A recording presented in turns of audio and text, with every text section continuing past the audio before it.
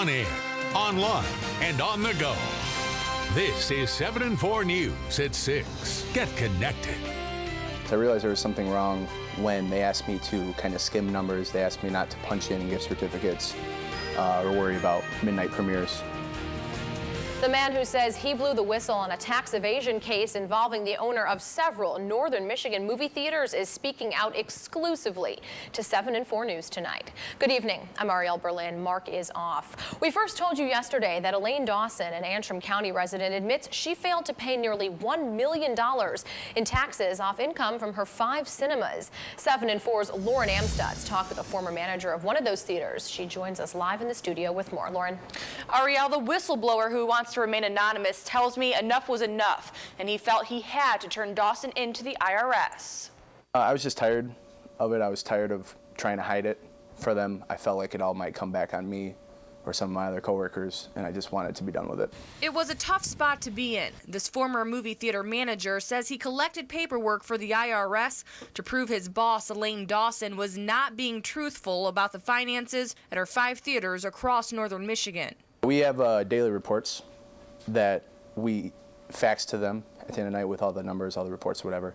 And when they would come into the theater saying, oh, we're down for the month, we're down for the month. And I have all these numbers that are saying we're up X amount, so where's all this missing money? He says he gave the IRS 8 years worth of documents that show she only reported a portion of her income from ticket sales, popcorn, soda, and gift cards. Records filed Tuesday in Grand Rapids Federal Court show Dawson plans to plead guilty to tax evasion. The court documents say she tried to evade part of the taxes she owed by regularly underreporting the number of patrons who had bought tickets to view movies at her cinemas and took out the cash from the unreported. The unpaid taxes totaled almost $1 million. We tried to contact Dawson, but our calls went unanswered. The whistleblower says he's surprised she's the only person that's been charged by the feds. They paid everything in cash, houses, boats, cars, every year, and they never had any regard for their workers, their company. They would never take care of their company first before they take care of themselves. Now, a court date has not been set. She's not appeared before a judge yet for her charge. Of course, we'll continue to follow this story and bring you any updates. Live in the studio, Lauren Amstutz, 7 and 4 News. All right, thanks, Lauren. And the IRS says more charges could be filed in the future. A Wexford County woman is charged with sexually assaulting at least one student from a school where she volunteered. Tracy Monroe has been charged with 3 counts of third-degree criminal sexual conduct. Monroe volunteered with the Mesick High School junior varsity volleyball team. State police say the assaults took place in June and July and did not take place on school grounds or involve anyone on the volleyball team. The felony charges stem from having sexual relationships with a person between the 16 years of age and 18 years of age and a student of Mesick schools. Investigators say more than one student may have been victimized. Police are still investigating. Monroe also faces a misdemeanor charge of providing alcohol to minors. Sheriff's investigators are asking for help identifying a man they say robbed a Reed City Burger King early yesterday morning. This is surveillance video showing the robber entering the restaurant by prying the employee entrance door open. Deputies say the suspect then broke into the manager's office where he disabled the cameras before breaking into the store safe. If you can help identify this person, you are asked to call the Osceola Sheriff's Department at the number on your screen. That is 231-832-2288. An update tonight. Sheriff's officials in Grand Traverse County say they plan to release a sketch tomorrow of the man who attacked a woman on the Tart Trail. The attack happened around 3:30 Sunday afternoon near Logan's Landing. A woman says a man came up behind her, put her in a bear hug, and tried to drag her into the woods. She fought free and ran home. The man is described as white or Native American. He is in his late 20s or early 30s with a medium build and long black hair that was in a ponytail. If you know anything, call the sheriff's office. The West Nile virus has hit closer to home.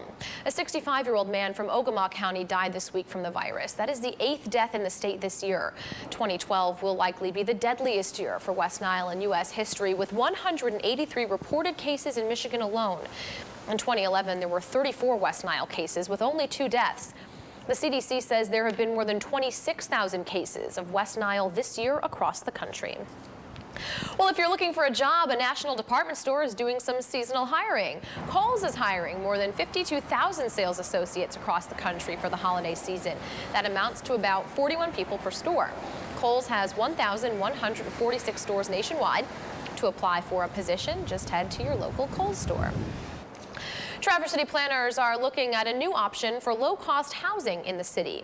At a meeting tonight, the city will talk about the possibility of allowing accessory dwelling units, also known as granny flats. These are small homes built on a lot with an existing house. Those homes can then be rented out, providing low-cost housing for low-income families and additional income from the homeowners. City planners say it's an idea that needs to be discussed, considering the state of the economy. I think we need to be looking at providing housing options that provide people the opportunity to live in town and not have to drive 10, 15, 20 miles to work and to all the services that are already enjoyed by the people that live in Traverse City. Soyring says their current plan would limit the number of new accessory dwellings to 5 a year. Tonight's planning meeting takes place at 7 at the Governmental Center. North Central Michigan College is opening a new state-of-the-art education center in Sheboygan. The new center has 8 classrooms, including a science and computer lab with new technology and new furniture. It's located at the old Sheboygan Junior High School, which was completely refurbished. Before, NCMC held classes at the high school, hospital, and public library. This new center is open for classes from 9 in the morning to 9 at night. An open house and ribbon cutting for the new facility will be from 4 to 6 on October 3rd.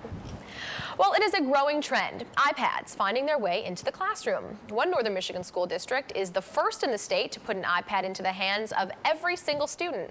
7 and 4's Nathan Edwards shows us how they're using them to improve the classroom experience. Yeah, I mean, it's an interesting tool to have.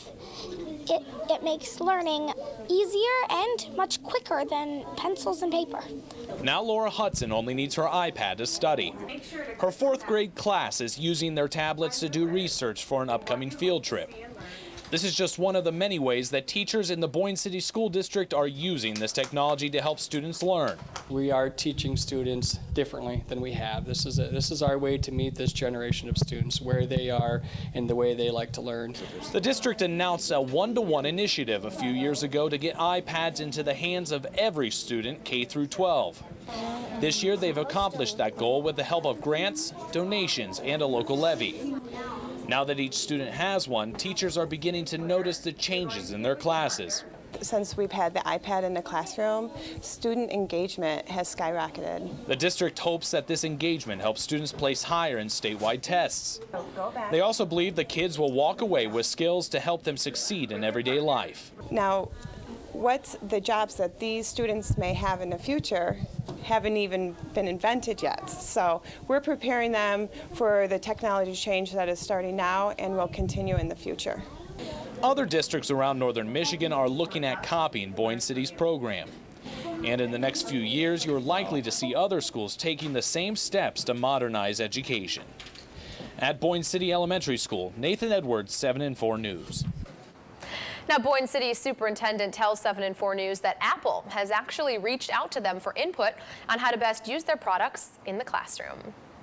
An entire student body walked to school today in an effort to get safer walking paths in their community. More than 200 Charlevoix Middle School students made the half-mile walk. The district is working with the Safe Routes to School program to get new sidewalks to make it easier to get to school. They're still waiting for a federal grant to help build these new paths. In the meantime, they're using this new opportunity as a way to motivate students to adopt healthier daily habits. This is our kickstart, so it's very important to get the kids excited and get them on board. And just being healthy. So it started with a safety measure. That still is an ultimate goal, but now it's gone global into getting the whole community involved and getting kids in an active and healthy lifestyle. The Safe Routes to School program has already been implemented in Boyne City, Gaylord, and Pellston. This nationwide initiative has already been adopted by 60 schools in Michigan. Coming up, a classic high school football rivalry will be a little different this year. We'll show you how it's honoring those who have fought and died for our country.